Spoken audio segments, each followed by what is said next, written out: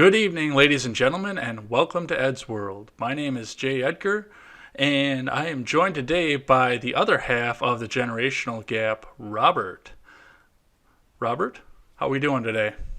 I'm doing good. How are we doing tonight, folks? Good to be here, Edgar. Good to be on the show. Well, we've got a couple of announcements to start out here, just a couple of brief things, and I'll give Robert a chance to make some announcements before we get right into things. First off, as of the day of recording this on Monday in the morning, Ed's World has moved to the audio platforms. As of right now, I'm only on Stitcher. I am pending verification and approval by iTunes and Google Play, and I will be adding SoundCloud in the near future. But the plan right now is for us to have a more convenient way for everyone to listen when you can't just sit down and watch YouTube for 2 hours. So wherever you find your podcast, you can find Ed's World. Next week, we will be having Jake from Freedom Scoop and formerly of the Daily Jake on the show. This is going to be a good conversation. All the news is never going to stop, so we're probably going to have plenty to talk about. And with that, Robert, do you have anything for announcements? Nothing major, just the normal. We've got the generational gap going on Friday nights at 8:30, and we've also got our shooting the shit episodes running on Monday nights at 9 p.m. And we're hoping to get more people involved and listening to us. You can find us on Twitter at the Gen Gap P. So reach out, watch us, talk to us, let us know how you're thinking. We're actually recording this before I'm going to be on your live stream later on, so I'm sure this is going to get posted after the live stream runs, but go ahead and watch Oh, yeah. Monday's live stream or go We back got and Yes Monday, isn't it? it Oh, is. yeah. So we have a show tonight. Hey, shooting the shit tonight with Edgar. Jay Edgar's going to be on the show with us. By the way, you should come by and see it. Wow. You know what? It's my own fault. I was sitting and I was reading about the State of the Union address, which is tomorrow. So I had it in my head. Today was Tuesday. Yeah, I've actually got to hold my Thursday video off because the State of the Union address is coming up because my solo video this Thursday is going to be on the State of the Union address and what happens in that. And nobody knows what's going on right now, but we will see what happens tomorrow night. So, to start off the show, why don't you tell us a little bit about yourself? Well, let's see. A little bit about myself. Not a lot to tell. I'm a father. I'm a husband.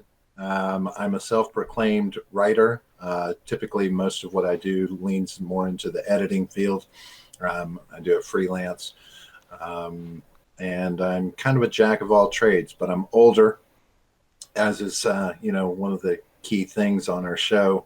I'm the Generation Xer. But I get a lot of this boomer talk from my cohorts, and that's primarily because I was raised by my grandparents who had raised some baby boomers themselves. So I kind of had that same upbringing, and throughout my life had to mix in some of my own diverse thinking and try and find a solid middle ground. But that's about the extent of who I am. I'm nothing major, no big player, just a superstar. Well, you've become a little bit of a player in the alternative media background. So, how'd you get into alternative media? It looks like you're the ones that's running the show, if what John is telling me is correct. So, you've got a lot more to talk about it, I think, than John did. Well, I don't know. I come from a very dark childhood. There was a lot of abuse in my home growing up, so I kind of developed that mentality, like they say stand-up comics have, where you pull things from that dark side of life, and so I tend to have a very pessimistic view of the world, and I've always been very outspoken about it. I don't agree with half the things that happen, and I would probably vote no for the other half. So, I tend to run this angry line, this reactionary line to a lot of things. And John and I used to sit around and have really good conversations, and some of these would be very heated, but we were able to have those conversations that no matter how heated, we still walked away with a handshake and an understanding that we just disagreed. And then, this new media thing started showing up over the last few years, and I've touched on it a little, listening here and there. And John, talking to him, he started getting me more involved with it. And then he suggested, what if we did a show? And I thought, great. I don't have enough people to listen to me rant. Let's put it on the internet, and everybody has an opportunity to hear me climb on top of my soapbox. And so there we are. And here's my soapbox. And, now you're branching out too. You're getting various other people onto your shows. You've been going on to other shows from what I understand. You and I actually missed an opportunity to be on another show together very recently. We did? We did. I was scheduled to be on Deplorable Batcave the same night that you were. Oh, that's right. You didn't show. You weren't able to make it that night. Is that correct? Yeah, I wound up doing overtime that night on top of everything else. I was trying to get out of work early, but... Yeah. Them pays got to get billed, right? That's right. And you're on this show, obviously. It looks like you've had me and a couple other people on your show.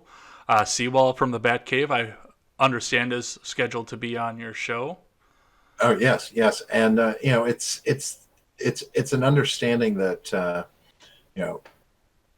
unlike what I see in the media and a lot of politics, it seems, there's not enough conversation. And, if we can interact, if we can bring more people who are having similar conversations together, I think that is going to lead us closer to solutions. It's got to be a group effort, and interacting amongst the shows, I think, is a great thing. Well, and having the conversations too is that's the deepest down part of it. Everyone's so quick to retreat over into their corners and their tribalism, and nobody wants to have the conversation because nobody wants to have their worldview wrecked. You see it on the MAGA crowd on Twitter, and you see it on the far left crowd, the liberal crowd, the millennials like me, and the Gen Zers that are coming after me. They don't want their worldview shattered. They just anything that threatens what they believe is horrible and evil to them, and that's part of what puts us in the situation I think we're in right now. Well, I have to agree with that, and then I also have to say that a large portion of the crowd is what I look at as the uneducated, people who are not involved in the discussion one way or the other, and are much more reactionary. Everything is knee-jerk reactions, momentary knee-jerk reactions that don't amount to much. They don't get themselves involved in the conversation. And then when it comes down to decision time, they go without the information they need. And, and it's sad to say, I don't want ignorant voters out there. I want people to educate themselves on what's going on in their country. And I see so much apathy in the present day that it's a little bit disheartening. Yeah, I can see that too. I mean, apathy was what defined my generation growing up in the 90s, if you remember that at all. Mm-hmm. And it's not changing a lot. I think that there's a common mindset that if it is not being put to the question on social media, it isn't that important. The real issues like taxes, these ask a lot of the younger generations today about taxes, and they're like, I don't know, there's just some stuff that gets taken out of my check and I get money back at the end of the year. That's what they know. Yeah. And it's like, there's a lot more to it than that. Why are you paying them? And how much are you paying?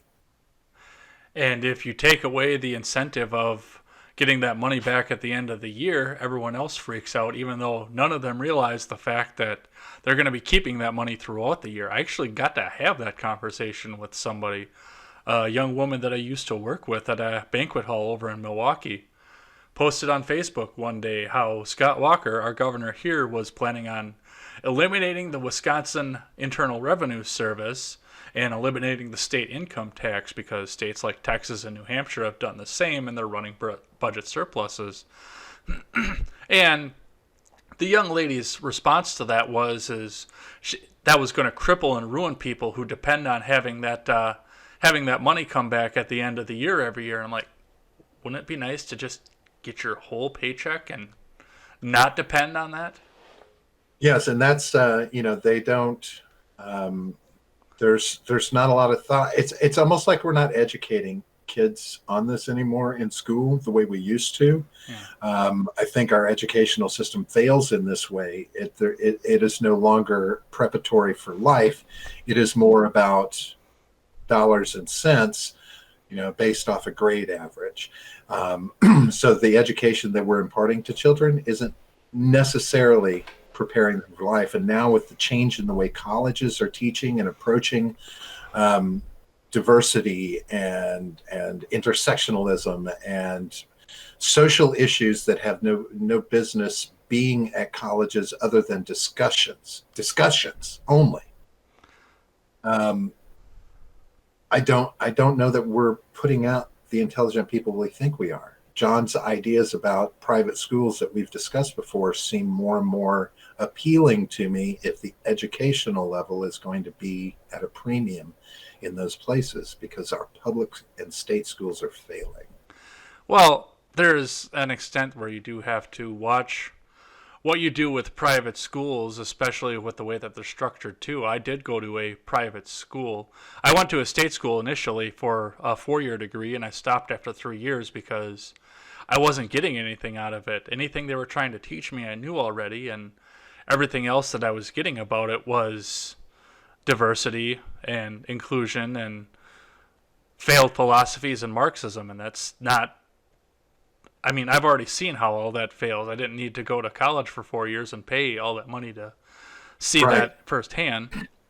But I went back and I went to a private trade school, which I found out 3/4 of the way through the program was for profit, and realized that I went to a mechanic school. 3/4 of the people I was going with were not going to make it in that field either, because it was a business of pumping everybody in and out and getting the tuition money from them. Right. If they failed out, they didn't get the tuition. Well, it's part of that boomer mindset that I have harkens back to a day when we had an education system that actually evaluated students and determined when students needed to be, sent in certain directions. So vocational schools were seriously good ideas. You send a kid to a VOTEC school because he's not going to, he doesn't want to. You can tell by his approach, and then you can tell by his grades, he's not going to make it through high school. What is so wrong with putting him on a track to where he'll walk out of with an educational degree in a trade where he is going to make money, knowing he will? Yeah, I can see that directly too. I mean, I look back, I don't know what the education system was like when you were in it, but I can tell you just from knowing people. My dad and his oldest brother didn't graduate high school. My dad is making very good money as a machinist, and he's essentially a math genius to be a machinist. He can do it all manually, even though a lot of his job is becoming computerized. I've seen him physically do a lot of it manually. And his older brother owned a business for a very long time. Neither one of them graduated high school. You could do that when you got out of high school in the 70s with the education that was imparted to you by the 10th grade. Oh, yeah. By the time you get out of 12th grade now, the majority of the people can't function in daily society because it's been dumbed down so much. And again, you're closer to my parents' age than you are to my age, so you possibly saw some of the transition to that. Well, I have, and it's this is one of those things that I find disheartening about where our country is at is kids are, especially now, much older when they're leaving the house. There's no impetus for them. There've not been any obstacles or barriers and challenges that they've had to face. If a bully was a problem at school, parents go in and they deal with it and they get all sue happy or change schools, and they move obstacles out of the way of their kids. So these kids are like, oh, and then they don't leave home. They don't want to go out in the world because what they hear about the world is this big scary place. They know that it's going to take a lot of work and responsibility to build a life. And why they don't want to trade that up because it's too easy at home. I mean, they're saying that the average age for kids moving out of the house these days is inching very close to 30 years old now. That's when we were 17, we were like, when is 18 going to be here? I'm ready to get out. Yeah, and I was one of the last people to do that too. I remember that well. When I was 18, I was out of the house and I didn't go back. I went back for one summer because I couldn't find a place to live. I was living across state from my parents. When I was 20, I went back for one summer, and that was the last time that I went back to living with my parents. My sister actually got out pretty early too, but she again went back briefly while she was between boyfriends. But yeah, for the most part, we got out right away. But dating in my 20s, I couldn't tell you how many times girls, 20s, 23, 24, 25, 26, still living with their parents.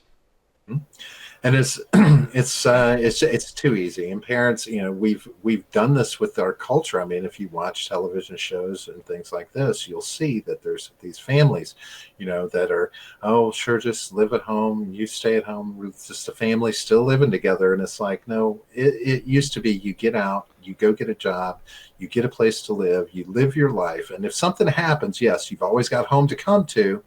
But you're going to come home with the expectation that as soon as possible, you're back on your feet out of the house. Yeah.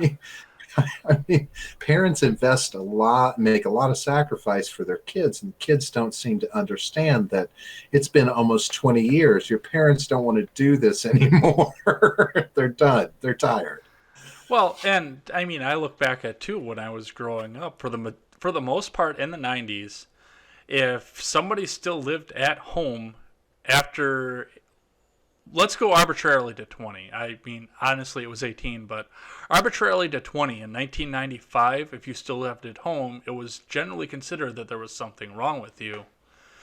There were a couple exceptions to the rule. My best friend's oldest brother continued to live at home up until he was into his 30s, but the difference there is he was driving wrecker and working in the scrapyard that his dad owned that was in the backyard of that house. Makes sense. So, yeah, I mean, the job was right there. The commute didn't fail, and he was making damn good money by being right there where he could just jump into a wrecker and go. Well, I will tell you, during the 80s, and that, of course, late 80s was my heyday, running around having a good time, getting in my early 20s. That was when I learned how to use a spoon. The guy that we laughed at was always the guy that still lived at home with his mom. That was the running joke. That was like one of those stand-up comedian running jokes, was about the guy that still lived at home with his mom. Still lived at home with his mom. What a loser still lives at home with his mom. Yeah. Now it's like, oh, you still live at home with your mom? That is so cool. Oh, you have a brand new car, but you live at home with your parents. Right? What happened? What happened to us? Where did we go from here? Well, that's our list in the Back to the Past right there. If you're ready for it, if you don't have anything more to go on that topic, we can jump right into the topics that we have at hand, and we've got a good panel to go to today. Oh yes, please go ahead. We've got controversy with white supremacy and the new Super Bowl champions, the New England Patriots. We'll talk about that for a little while today. We, of course, because we are now into election season, and we were from the day after the midterms ended, going into our 2020 watch, and we'll talk about Cory Booker launching his campaign, and we'll give some ideas on how he is going to fare against some of the other challengers that are standing up against him right now. The government shutdown has ended and has been ended for a little over a week at this time. It seems that everybody's digging their heels in and no progress is actually being made, so we'll take some time and we'll talk about that today. Ralph Northam has found himself out of one controversy and into another. We don't know which one is going to end his career, but we're going to go ahead and talk about that for a little while. And towards the end of this, we'll talk about the controversy with Empire actor Jussie Smollett and how he was beaten nearly to death in one of the coldest days of the year in a city not too far from my own. It is going to be all this and more going forward as we go into the topics on Ed's World. Robert, let's talk about the Super Bowl. The Super Bowl, it has great commercials. It did not have great commercials this year. No, they didn't. Yeah, everyone was whining about that right away. I kind of boycotted. I even boycotted Super Bowl commercials this year. I told you a little off mic, and I talked about this on the show. CBS made me mad when they disavowed a Super Bowl ad focused on medical marijuana. I took opposition to that. So, sadly, I didn't watch the game, nor have I perused any of the commercials. Although I will say I will probably watch the Avengers trailer that was on there. Yeah, I had the game going on in the background on my tablet, and I had my headphones on, and I was working on the video that I put out yesterday. That was my Super Bowl experience. I didn't even make jalapeno poppers. No chips and salsa, no jalapeno poppers. What kind of day did you have? That sounds horrible for a Super Bowl day. Who were the Patriots playing again? That would probably... Los Angeles Rams, not the St. Louis Rams anymore. Los Angeles now, because every football team has to go to the West Coast. Well, they used to be the Los Angeles Rams once upon a time. Yeah. So that was who they were when I was growing up. So now, when they were the St. Louis Rams, I could never figure that out. It was always disturbing to me trying to St. Louis Rams. Not the now that they're back in LA, it's a little more orienting, as it were. I actually did know that too. I don't know if they've got anything like this down at the Dolphin Stadium down by you, but I don't even know if that's the closest stadium to you or not. I just know you're in Florida. I went up to Lambeau Field not this past summer, the summer before, with my sister and her boyfriend and their kids, and my parents as well, because we were on a salmon fishing trip up there. There's actually a display in Lambeau Field in the museum that shows the history of the NFL and all the different teams that have come and gone and where they've moved to and where they've come from. So I actually knew that the Rams were a Los Angeles-based team prior to that, just from seeing that display. Yeah, that St. Louis Rams. What was it? St. Louis had the Cardinals, and St. Louis also. Did they have a football team once before? Something. No, maybe not. Maybe they didn't, because it was just the Cardinals was the only team I know of from St. Louis back in the day, baseball team. Mm-hmm. But again, I walked away from football a long time ago and haven't really kept up with it. But the politics I try and stay on top of. Of course, apparently things come about that kind of catch me off guard. When you mentioned this to me as a topic for the show, I started looking into it and apparently didn't realize exactly what was going on with these guys. But of course, we'll have a strong opinion about it. Yes, according to I believe it was the Daily Caller, the Patriots are the preferred team of white supremacists because their name is Patriot, and that means nationalism right then and there. And Bill Belichick, the coach, made a shout out to Trump. This was all during the campaign. Made a shout out to Trump while he was giving a speech at one of the dinners they had. And of course, the greatest crime of all, it's the same crime that poor Nicholas Sandmann was the victim or the perpetrator of. Tom Brady owns a MAGA hat and had it in his locker during an interview. Well, and see, there it is, and I talked about this on the Gap. This target, the MAGA hat being a target now. If somebody has it or supports Trump, we'll go with that as well. It has become so polarized that if you like Trump, you're instantly the same mindset that they see him as. So if they believe he's a white supremacist and you support him, then you must be a white supremacist. Although there has never been a picture of him in a KKK hood. So Mike, David Duke, do I believe that he wasn't in a chum relationship with David Duke?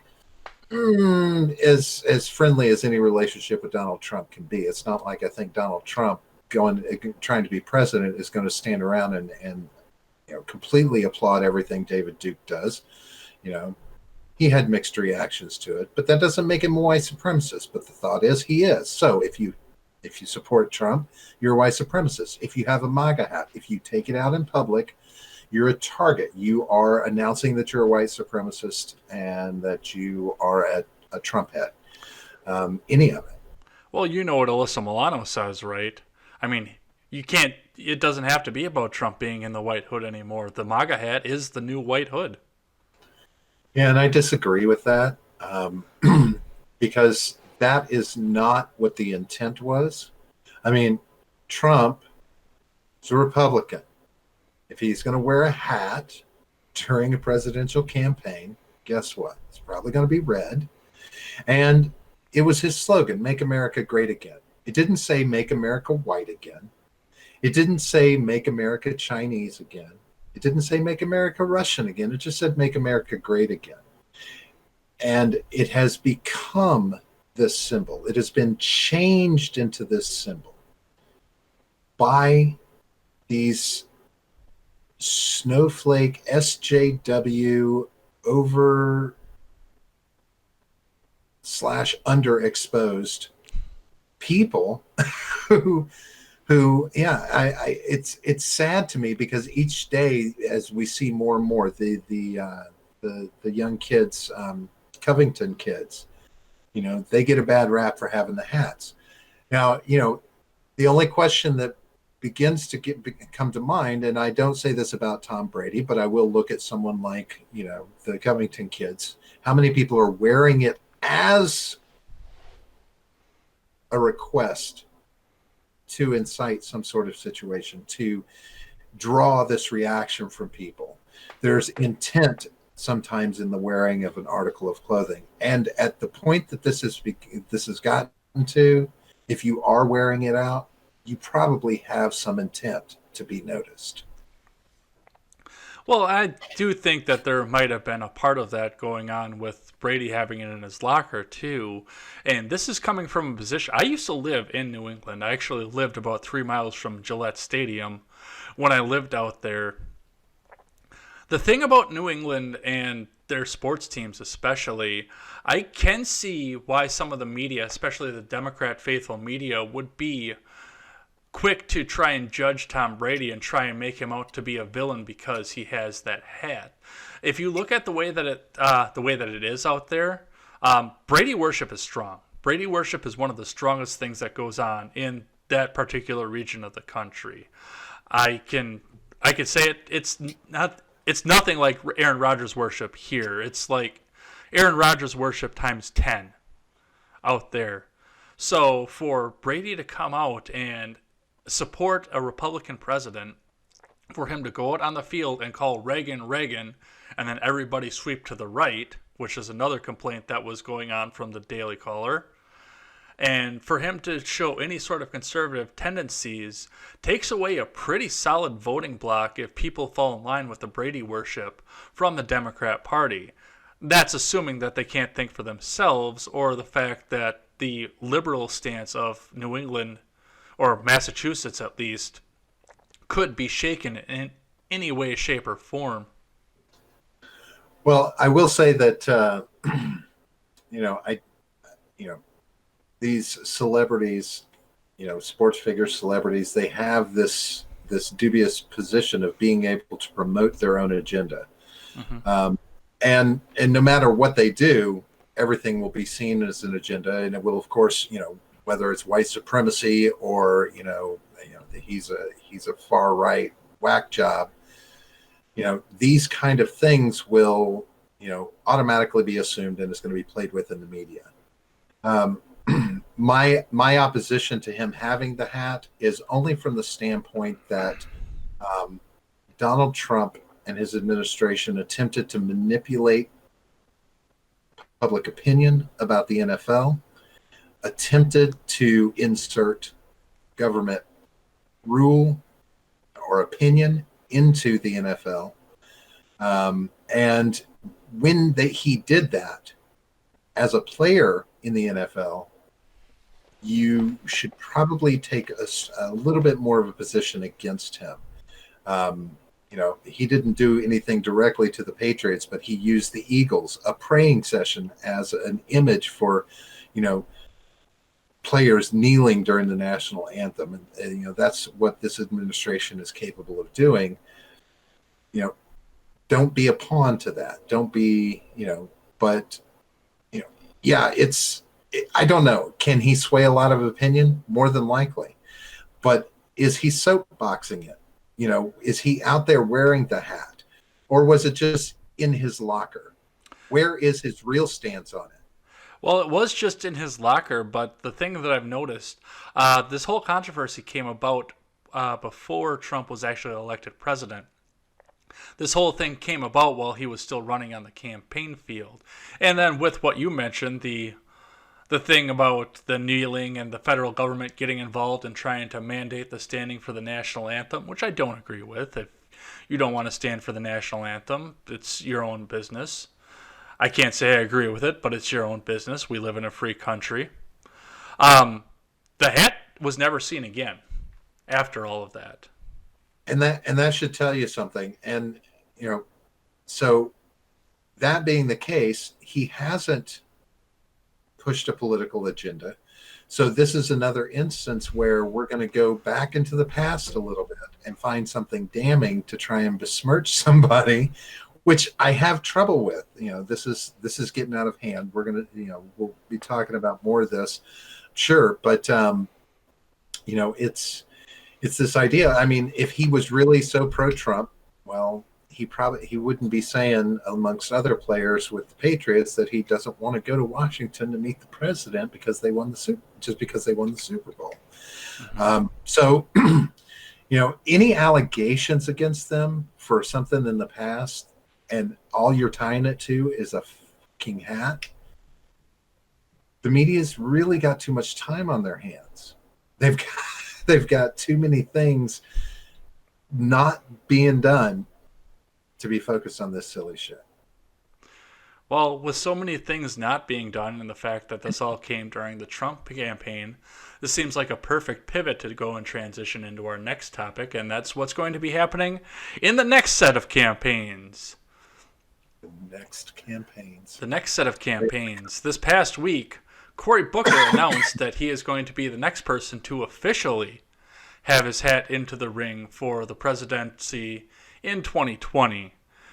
Cory Booker launched a fairly mediocre campaign in which he showed himself and talked about the fact that he willingly lives in a bad neighborhood in Newark, where he was once the mayor, and he kind of turned the town to shit while he was the mayor. And of course, we all knew that he was going to do this because he was trying to make a very public name for himself during the Kavanaugh hearings. What do we think about Cory Booker, Robert? I'm going to say the same thing about Cory Booker that I would say about Clinton, Giuliani, Chris Christie. I have very little trust for anyone who comes from that environment. New Jersey, New York, organized crime. One of the things about Cory Booker is his very wide donor base. He's got so many connections. He was a political figure. There's just always been a lot of corruption. Not to say that political figures up there are corrupt. None of these people I've mentioned may have been corrupt. Don't know. Don't care. It's this mindset. So I always come at them with like this, just a very pessimistic attitude because I don't I don't know that that mindset speaks to the rest of the country. There's a lot that they see that goes on, and there's a lot of opportunity for corruption in those areas. Organized crime has always had a solid foothold in the Northeast, and anybody in politics is always questionable for me. You know, they always are when they come from that area. New York and New Jersey primarily. I've never had a lot of trust for Chris Christie. He just looks crooked, fat and crooked.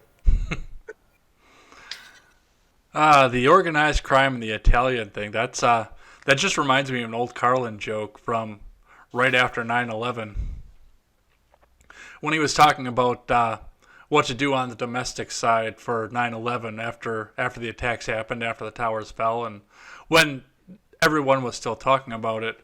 Carlin made the joke that we should go on and tell Tommy Thompson and everyone else, good job, nice try, and whatnot.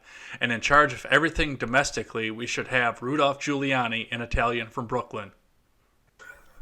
Yeah. Yeah. So, it's funny that we look at, you look at Giuliani then and you look at Giuliani now, and it's like, what'd you do with the guy who ran New York? Trump's lapdog now. But Cory Booker, I mean, he's the thing that's going to make the difference with him. I honestly believe is just the fact that he can talk. This is going to be one of those things that's going to be important in this race, is the ability to talk the American public into a stupor, lull them into a sense of complacency, preach to them that you are the path away from evil. And if somebody can do that in the right way, which a lot of people think Cory Booker is very well spoken, he talks a good talk. So if that's the case, that could carry Cory Booker a long ways. But criminal justice, if that's going to be a stance calling unity for the country, you're preaching on unity to this country that's so divided is going to be a bad platform, I think. Well, I mean, he's Spartacus after all. Is that who he is? He is Spartacus. Nice. Cory Booker is actually one of the only men in prominence, anyway, that's announced a serious run for the presidency at this point. A couple of the lesser known names out there are men, but as far as prominent people that everybody across the country knows and are household names, Cory Booker is the only male influence that we have right now going into 2020. Of course, we have Kamala Harris has become one of the few people to officially launch a campaign, not just pussy around with what is the committee? I can't even. It's on the tip of my tongue. The Senate Judicial Committee? What? No, I can't think of it. The committee where they decide whether or not they're going to run. Exploratory committee. Okay. Exploratory. Gotcha. Kristen Gillibrand and Elizabeth Warren are both still sitting in the exploratory committee phase of everything. Kamala Harris is going to run. She's already filed the paperwork and raised the money, which please do. Well, I'm gonna say this, and understand this comes from a long history of very democratic thinking and support. I don't want a female candidate to run primarily on a women's agenda. This is the problem. I'm a little bit concerned about it with Kamala Harris, and I'm definitely concerned about it with what's her McNugget? Gillibrand. Is it Gillibrand or Gillibrand? I think it's a soft G. I think it's Gillibrand. Gillibrand leads a lot stronger towards the whole feminist movement, and very strong third phase feminist ideas. It seems to me she's very Me Too motivated, but Kamala Harris is a hound dog. I mean, she went after Kavanaugh. Like she tore into him. She's done this through Trump's nominees, and that's great. But you know, if she's willing to jump on a train because the Democratic machine is telling her to, did she go after Kavanaugh because she really thought he did something wrong, or did she go after Kavanaugh because the Democratic machine had set something in motion and she was just rolling with it? What do you think? Well, that's a part of it too. It's that's going to be anybody who's coming into the 2020 campaign at all this year. This is not going to be a campaign on fresh ideas or anything new or positive or the same ideas that they had even going into 2016, where they were going to legitimately change the landscape and have all of these good ideas and change our economy and everything else. This is going to be a contest of who hates Trump the most.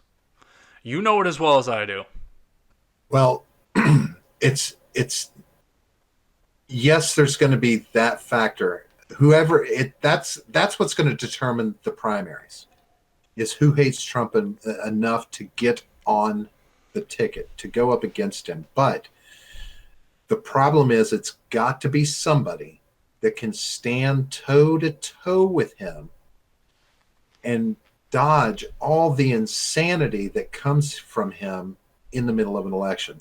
I mean, it was just constantly with Hillary dodging and bobbing and trying to bob and weave out of the way of these fucking Looney Tunes things he would say just to keep her off kilter.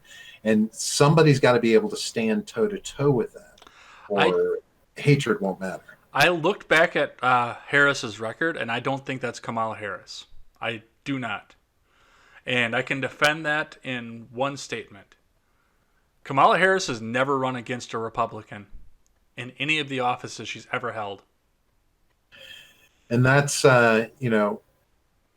with a female candidate, especially if it's one that does get too focused on, she's very focused on civil rights. She has a civil rights agenda that she wants to put forward. This is going to, anybody that has too much feminism in their mindset, this present day feminism in their mindset, is going to fail going up against Trump, because they're going to wind up resorting to the easy hits, the grab him by the pussy comments, the misogyny that he portrays almost every day that he's in office. And that will be their attack. And that is going to fail them, because male voters, primarily white male voters, are not going to be down with this. We are getting too much of a bad rap lately. I mean, we're getting kicked in the balls around here, if not a pure attempt to turn us all into eunuchs. I mean, it's like we're poised on the brink of white male castration in society these days, with the direction everything is going. And you're going to lose major base on both sides if you take that approach with him. And the wrong female candidate is going to do that. She will fail, especially someone like Kamala Harris, as you said, has no experience going up against another candidate. You've not gone up against a candidate till you've gone up against Trump. Or any other Republican for that matter. I mean, her Senate race in California, because of the wacky way that they structure those, it's whoever the top two names of everybody who tried to primary are the people that appear on the ballot. Kamala Harris ran against another Democrat. Yeah. Loretta Sanchez, I believe. Yeah, and that's it's one thing to talk cross, talk issues that you have a cross section to work with, right? You're both on the same side, just trying to be the better one for that side. But going up against a Republican, and I have to say it, Trump is very stout when it comes to debates. Not from the standpoint that he knows what the fuck he's talking about. It's from the standpoint that he does know how to keep you off your rhythm, how to throw you those curveballs that will keep you from presenting a strong case. This is what's going to hurt any third party candidate that might be able to get into the major election, is being able to stand there and deal with what's going to happen. Well, in the interest of time, it's probably prudent to move on, but because we're talking about the campaigns going on, we will be moving into talking about something that is most likely going to be coming up on the campaign trail as we go forward, and that is the fact that we are a week into the government being back reopened, and it doesn't seem like there's going to be any compromise coming out of any of this, even though that was the plan for opening the government back up, so we could get together, discuss it, compromise. And this is definitely something that Kamala Harris and Liz Warren and Kirsten Gillibrand and Cory Booker are even going to talk about going forward, especially if Trump does what he is planning on doing at the end of the government being open. Well, that's a valid point. I mean, this is the major talking point right now, early in the campaign, for getting started. It's the great launching point.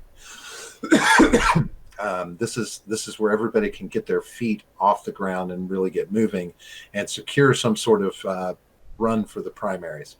But the shutdown, it's like it didn't happen almost. I mean, yeah, two things have happened. They've said, at the first couple of days after the shutdown, this is what it cost you. It was an $11 billion tax bill for you folks.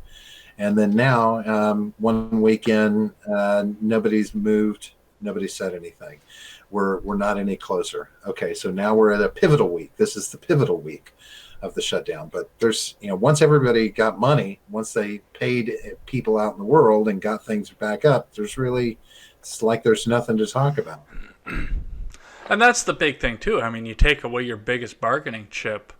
The fear is still out there, of course, that the government could shut down and these people are going to be right back in the same situation. And Trump, for the most part, didn't seem like he was willing to move on that at all. I was actually blown away when he decided that he was going to open the government back up without having his wall funding. I know when I first talked about it, I was doing research on what was happening just a few days into all of this, and I mean, we look back at it, they impaneled a 17-member committee to go and talk about this, but what's happened with it? Are we any closer? There are various Democrats on Twitter that are going out and saying, no, you are never going to get funding for the wall. I called Swalwell on it once already. Well, that's the thing is, Trump, if Trump is not moving from his position, then he is firmly embedded, in this national emergency plan B. He's got a safety net, because if they don't come to an agreement, if they don't meet him, if they don't give him what he wants, well, he can just call a state of emergency and he'll take care of it that way, and then everything goes back to what it was. So, the thought that Democrats are balking and still trying to find some way to prevent him from getting the funds, they need to just go ahead and get over it. He's going to get this wall. I don't know if that's really a safety net or not, because the way that I look at it, first off, there's the obvious point of what happens when the next Democrat comes into office. When these emergency powers were bestowed, it was right after the Nixon impeachment, and congressional Democrats didn't believe that there was ever going to be another Republican president again. They thought they had effectively killed the party at that point when they decided to pass this law and give the president this power. But what precedent does that set? What does that mean going forward?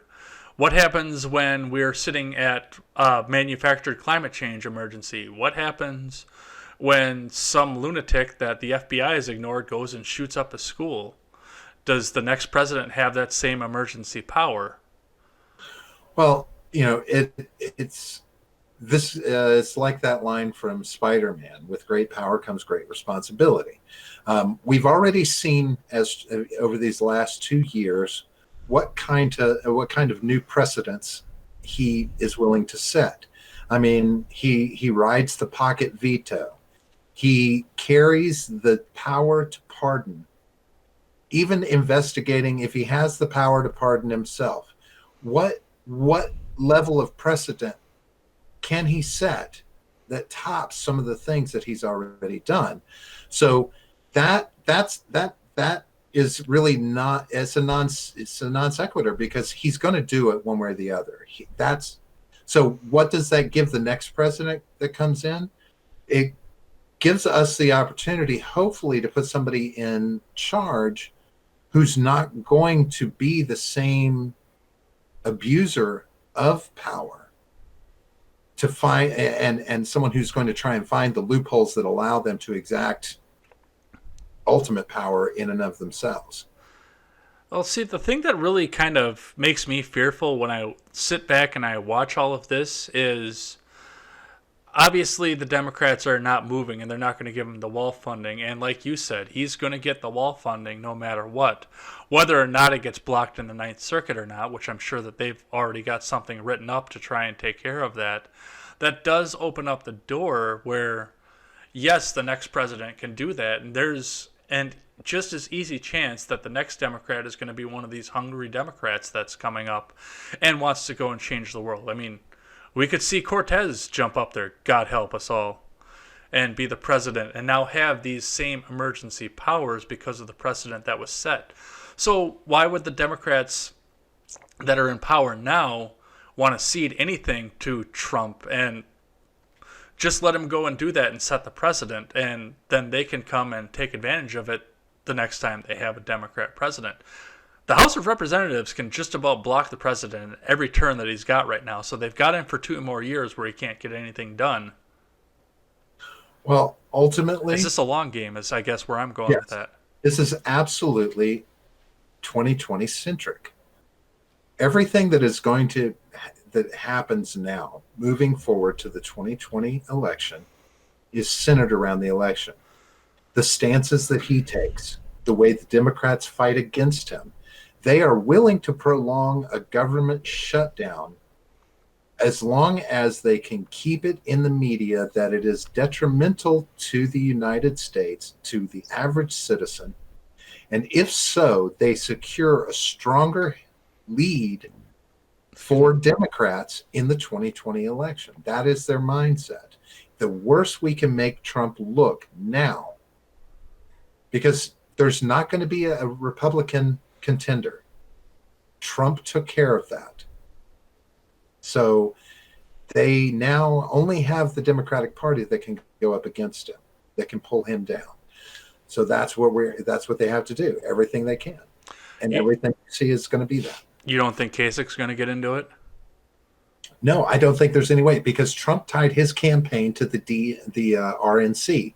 Instead of being two separate entities that pursue campaign functions, this, that, and the other, he has joined them together as one primary campaign head. So in effect, he's locked them out from pulling in or allowing another candidate, because now they are tied to his candidacy. He made the smartest move he could have ever made right there when he did that, when he joined those the two campaign groups. Crazy smart move. I got to tip my hat to him. It was super smart, because there were Republicans poised to try and take him down, and they cannot do it now. And in the same theme of smart moves, immediately after the government opened back up, New York passed the bill, and we all talked about it immediately, that would allow abortion to be legal up until the moment of birth, and takes provisions away for double homicide if a man kills a pregnant woman. In addition to that, Virginia went out and passed, or at least proposed, a bill that's since been tabled that is even more extreme than the one that New York put out. And as soon as that came out and got tabled, Governor Northam put his support behind it, and a mysterious photo showed up of Governor Northam from his yearbook with another person, one of them wearing a Klan hood, the other one in blackface, and nobody knowing which one is which. So that's a smart move in the talks of the government shutting down, and the fact that nobody is getting anywhere on this now that we're all focused on this other controversy. Well, sure. And these are the kind of things that this is what you're going to be seeing from Republicans. These kind of things are going to be engineered. I mean, this is a picture of, Northam. He's dealing with a picture from almost 34 years ago that at first he apologized for, and now he says, after further reflection, I'm not even sure that I was in that picture, blah, blah, blah, whatever. It's the key here is you've got to make Democrats look bad. I purely believe that from both sides, the media is being engineered now. They are being directed towards cases. And so when you look at this abortion bill, the controversy surrounding this is about what can happen in the third trimester.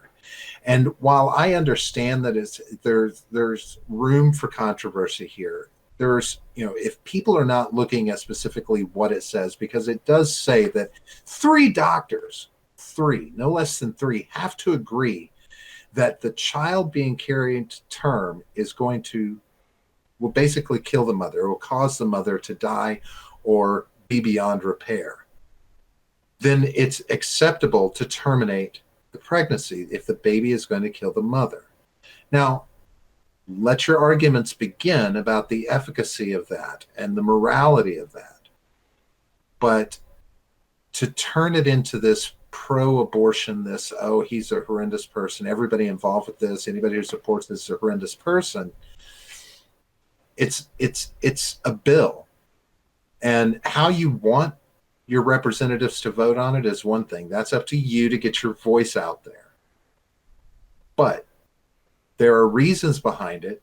The reasons behind anybody supporting a bill are typically not always known to us, right? The real root reason why they're supporting it. Yes, it's got a provision in it I don't like, but I supported it because of this. So we don't always know these things. Supporting this bill, my opinion on it is it doesn't really matter. And his opinion on supporting it, well, it's not structured to just say a woman can go in and get an abortion at 36 weeks just because she doesn't want to deal with the baby anymore. It's about taking care of one life over another. And when you prioritize those, well, then yeah, you can get into a moral discussion about who's more important. But, to be honest with you, who are we to say which life is important? The discussion that came out of this was, honestly, I look at this now, and obviously the people on the right are calling this infanticide, and I have a hard time disagreeing with them at this point, especially given the fact that there are provisions in the Virginia bill that would allow for post-birth, what they call abortion, if there's deformity or if the child were to somehow survive the abortion procedure that was going on as the child was as the child was being birthed, because they covered that situation in there. I'm solidly pro-choice for reasons that have changed throughout my entire life, but I talked about this on my video yesterday. Obviously, I grew up as a millennial from the 90s, and I was a reliable Democrat because I came out of a union house, so that was the platform I was supposed to defend. When I got older and the job market was all dried up and the economy was hemorrhaging jobs at a daily basis, my attention turned from let's stop talking about abortion and gay marriage and start trying to grow the economy so the rest of us can go back to work. And now I just look at a federal abortion ban as a government overreach. So I can still say that I'm firmly pro-choice, but when I look at things like post-birth abortion, that pushes me over to the pro-life camp in a way that I don't know if I'm comfortable with or not, but I know stuff like this isn't right. Well, if a woman gives birth to a living child, then yeah, anything post-birth, yeah, I'm not gonna say that that's okay. That's euthanization. That's not an abortion, right? Mm-hmm. You're then choosing to euthanize a child for whatever reason, and that's not acceptable. But from the standpoint of, the government being involved, sad to say that, it needs to be regulated from a medical standpoint, and that's that. And I understand that forces everyone to get their spirituality involved and determinations on life, this, that, and the other. But the bottom line is, if you have to make a decision between one life or the other pre-birth, who the hell wants to be in the position to make that choice? It's hard enough for someone that has to be in that position to make that choice. Apparently, every country singer from the '90s was wanting to make that choice because three Sure. quarters of the songs, three quarters of the sad songs had that in there. Sure. And everybody has an opinion, and everybody wants their opinion to be the way that we decide to do it. But what if we just stopped having opinions on it? And if everything was carried out from a medical standpoint, medical regulations, and leave the government out of it. Stop letting the government tell any woman, and any man for that matter, what happens with a child they're supposed to be giving birth to or not giving birth to. It's really not, it's not our place to say. We can't fathom the reasons why people make these decisions. And I won't always say they're the right ones, but I can't walk that mile in their shoes. I've been in my own shoes, and to ask someone to live their life and state their beliefs based off of what I went through, I can't do that. So, from either side, people should want the government out of this. They should not want them involved. Let's deal with it from a medical standpoint and stop using this as some club to beat people over the head with to swing voter opinion. I looked at some of this from the outside while I was looking and researching at this. One of the things that I saw when I was looking at all of this was the idea that this yearbook photo suddenly came out after this bill was tabled and after Northam came out in full support of Miss Tran's proposal. And I start to wonder if this wasn't engineered. Like you had said, the media is engineered.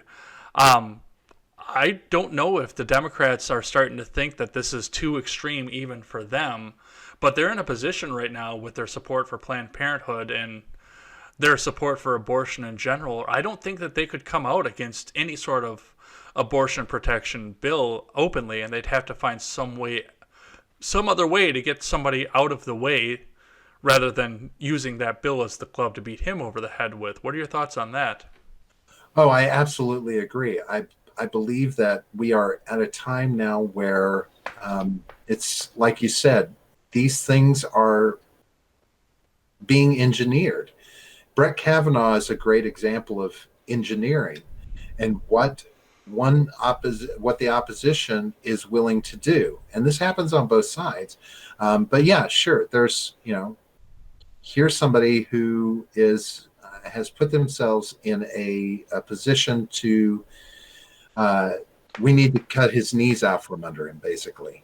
And so, what have we got? What have we dug up on him? We're digging in these people's lives, and we're holding back these nuggets for these moments, so that we can engineer some sort of political coup on this person and make their opinion irrelevant. It's not about constituents anymore. It's about this one person, what we can do to demoralize them, because if we make them look bad in the public opinion, then we can go ahead and do what we want to do. We can get away with it. So whoever gets the first jab at the other side and dirties up their laundry, that's who's going to carry the public opinion these days. And so, yeah, that it was perfectly timed to come out with. So was it waiting in the wings? I fully believe it was. And any politician right now that thinks that they're safe from skeletons in their closet, no, somebody's holding on to him and they're ready to sling him out there to screw you up when you go and take a stand. Well, here's the last thing I have to add on this, and that's the position that the Democrats and the country are in when they sit and talk about Northam and they call for his resignation, but also call for the fact that he needs to be removed from office. Ben Shapiro talked about this on his show. I followed up and researched on it because I didn't believe it was true, but it sure enough is true. Now, if Governor Northam resigns on his own accord, or if he's somehow incapacitated for office, like, say, some pro-lifer comes out and takes a shot at him or something while he's taking a speech, The lieutenant governor of Virginia will take over. That's the way that the system was designed. But in Virginia, according to Virginia state law, if the state legislature has to forcibly remove Governor Northam from office, his whole administration goes with him. And they hold a special election in a very deep purple state, I might add, that I don't know which way it would go if there was another special election at this point. Um, it'll go. It'll go where the wind carries it. Wherever one side or the other can throw enough stink, the wind will drift away from that. This is how it's going to play out. It'll be a dirty, scrounging appeal. Whoever can get the public opinion. And that's, it's so weird. You can't even think about politics from the same standpoint you used to. But, this kind of thing, and I wanted to add this because I had seen an article on this. This thing with the past coming back to hurt you. Remember Kevin Hart was denied hosting the Oscars because of something he said in tweets 10 years ago, right? Mm-hmm. So this is coming back no matter who you are if you're in the public eye. But Liam Neeson came out with did an interview, and he went ahead and this harkens to a conversation I saw with Ben Shapiro about, how far back do we have to go now whenever we come into the public eye in apologizing for anything we did in the past so it doesn't come back to haunt us. So Liam Neeson has come out and he said, there was a time where a friend of his was raped and he actually went out on the street with a club and walked up and down the streets looking for somebody and looking for a black man to beat the shit out of after this rape happened. And I'm like, okay, so this is an example of where we're going to go ahead and start seeing people outing old laundry in some sort of pre-apology so that they don't run into situations where they're waking up one morning, oh, I'm a racist because of this that I did and I didn't fess up to it when nobody even knew it existed. I wonder what Mace Windu would have to say about that. Right. I'm sure he'd have a couple of things here and there. But no, I find it ironic that this is where we've come to. It's not about what you do now. It's about what you have done, because what you have done in the past tells us exactly what you're like now, decades later. Well, in the interest of time, we're probably going to have to cut that topic there. I've got one last quick hitter. And we talked about this a little bit off mic here. Apparently, this past Tuesday, on the coldest day of the year in Chicago, the coldest day in 2 decades from what I understand, Empire actor Jussie Smollett had just landed in Chicago. He was going out and he wanted to sub, so he was walking out to the local subway, and he was approached by a couple of men who were wearing MAGA hats. They told him that this is MAGA country, which I consider to be fake news because I've been in Chicago and it's not that far away from me right now. I understand how Chicago is. They put a noose around his neck and they threw bleach on him.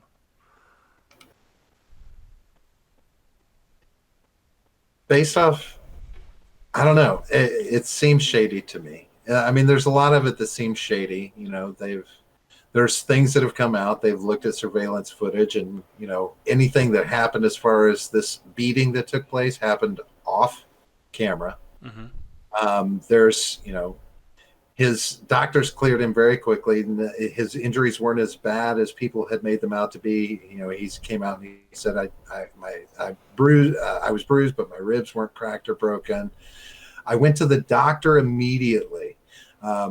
This one bothers me a little bit. He says he was on his phone with his agent, but between him and his agent, nobody called police for upwards to 40 minutes after this attack occurred. So I'm left questioning, okay, so what was going on? Why didn't your agent call the police? If you were on the phone with him, he would have known something like this was going on. He would have heard it. Why didn't you call the police right after it was done?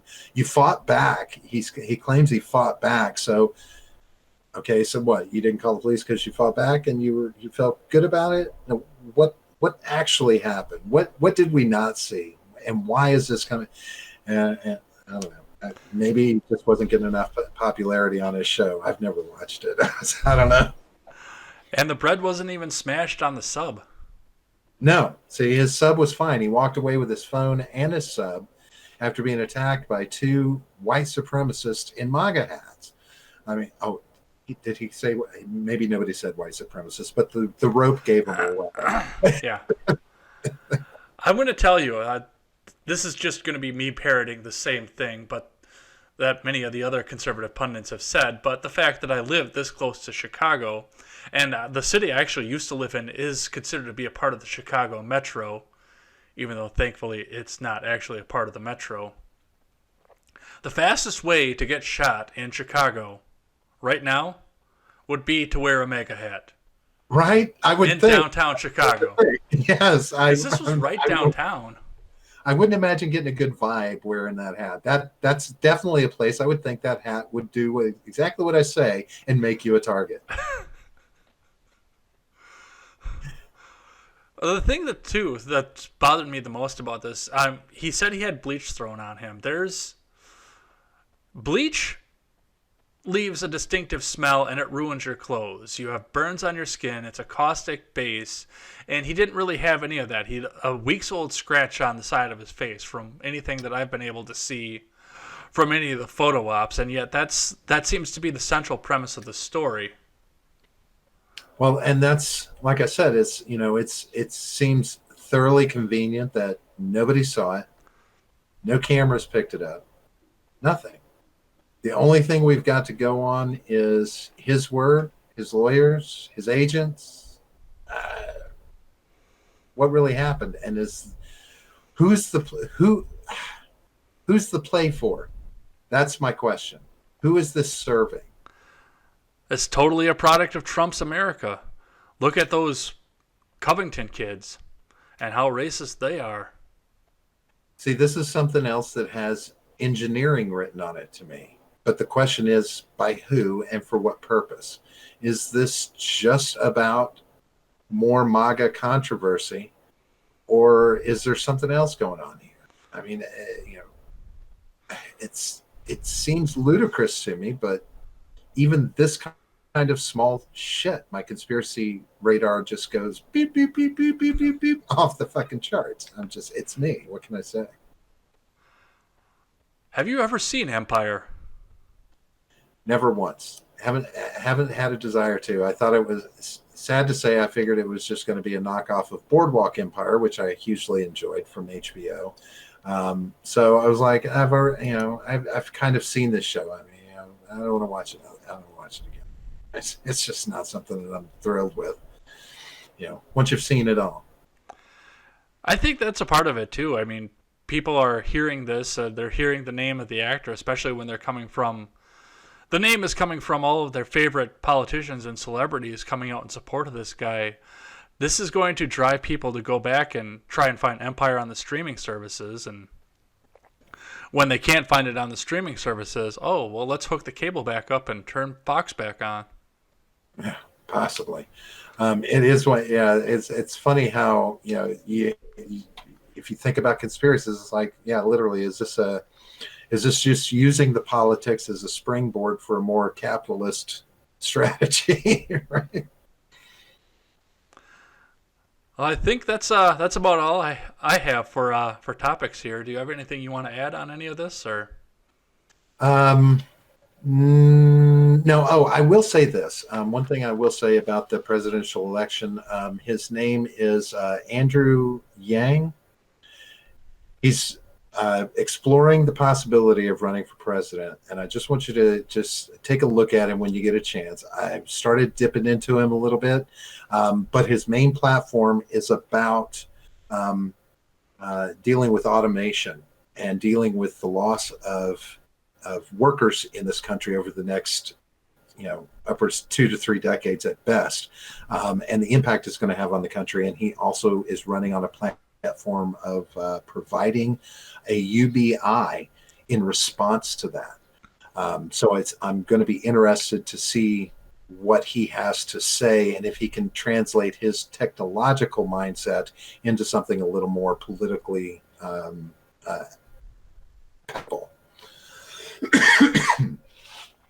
All right. Just take a look. I will do that. It's a grand tradition on Ed's World here that because we talk so much about politics and policy in the country, I always ask my guests the same question.